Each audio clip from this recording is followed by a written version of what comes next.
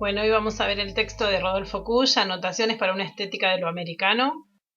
Eh, bueno, Kusch es un filósofo argentino, uno de los principales pensadores de la filosofía de la liberación y uno de los que más ha desarrollado lo que es la hermenéutica filosófica y la antropología en América de los años 70.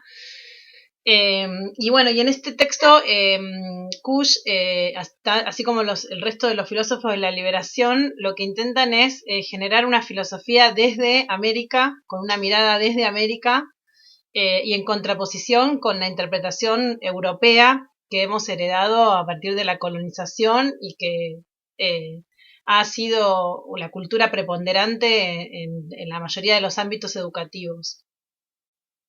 Y frente a esto, Kusch plantea que el arte americano tiene un carácter dual.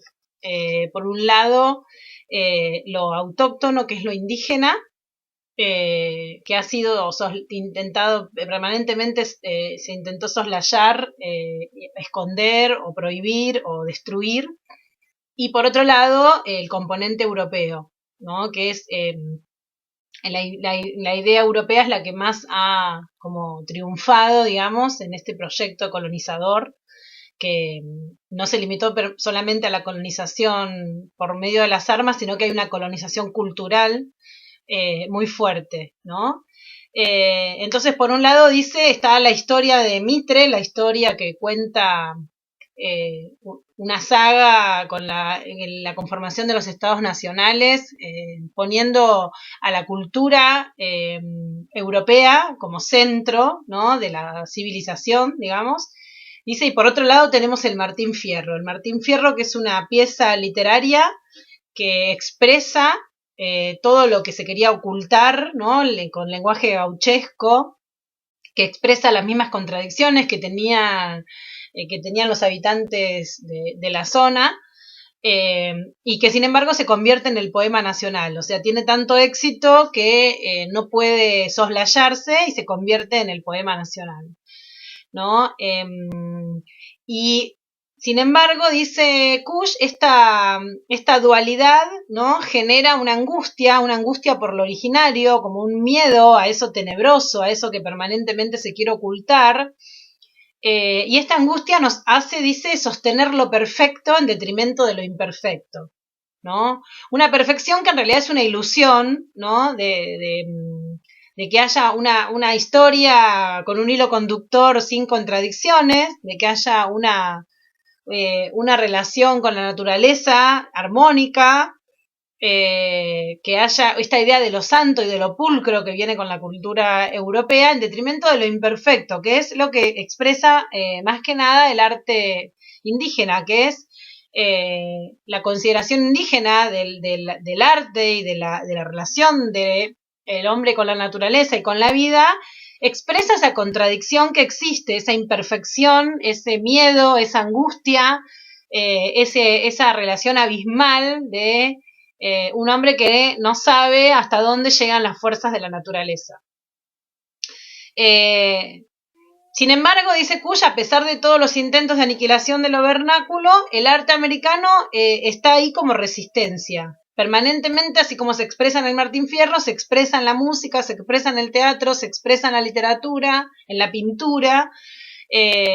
Permanentemente se expresa esa idea más instintiva frente a lo racional, esa idea de la vida frente a la inteligencia, ¿no?, esa idea de lo dinámico frente a lo estático, ¿no? Con lo cual, dice Kusch, se produce una escisión entre el arte formal y el auténtico arte americano, que dice siempre se da en los márgenes, siempre se da en los lugares marginales, en el bar, en el cabaret, dice Kusch, en el pueblo alejado, en esos lugares que no están en el centro, emerge este arte americano, ¿no?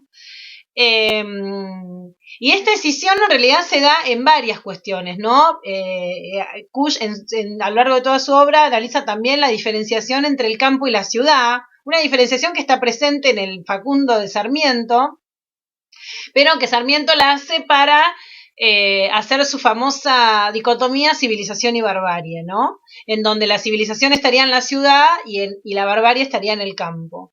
Y Kush frente a esto propone superar esa lógica binaria que no lleva a ningún sitio, dice, sino que el verdadero pueblo es la barbarie, ¿no? De hecho, bueno, muchos autores han hablado incluso de la obra de Sarmiento, en donde pretende hacer una apología de la civilización y sin embargo no para de hablar de la barbarie, hasta incluso con una cierta admiración, ¿no?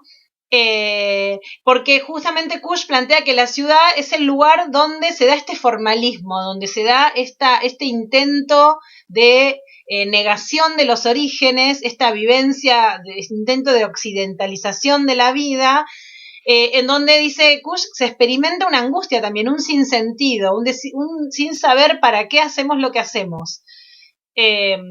Porque lo que no está presente en la ciudad es la comunidad, es la pertenencia a la comunidad que sí se da en los pueblos. Sin embargo, la historia oficial pretende fundar la historia de nuestros pueblos a partir de esa idea de ciudad, de una idea de ciudad que se constituye más que nada con el protagonismo del hijo del inmigrante frente al indio, ¿no? Que es lo muerto o que es la prehistoria, ¿no? Lo indígena para la historia oficial no vendría a ser considerado, es la prehistoria. Digamos, es tomado incluso como objeto. De hecho, el positivismo del principio del siglo XX ha hecho estudios incluso de pobladores originarios, se han exhibido huesos en el Museo de Ciencias Naturales hasta hace poco, ¿no?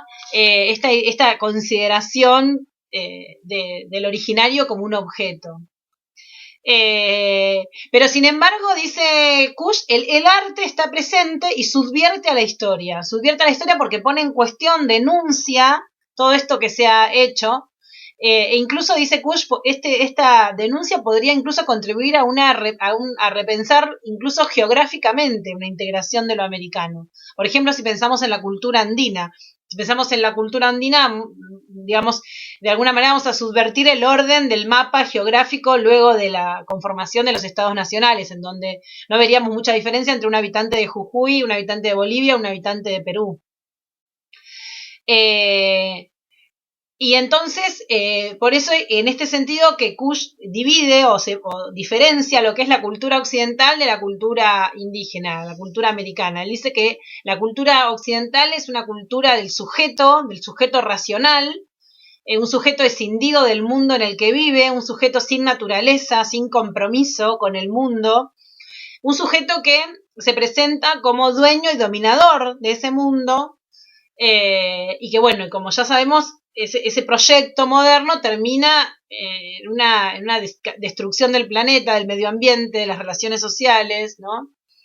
Frente a la cultura indígena, en donde se plantea como el sujeto, no un sujeto, sino el hombre como habitante del mundo, siendo parte de la naturaleza, siendo parte de la vida, y que es un sujeto que asume la contradicción, las contradicciones de la vida, asume, dice, el espanto de lo humano, el abismo, la inseguridad frente a la naturaleza, pero que esa contradicción que vive, esa angustia, la expresa por medio del arte, en algún punto lo redime, ¿no?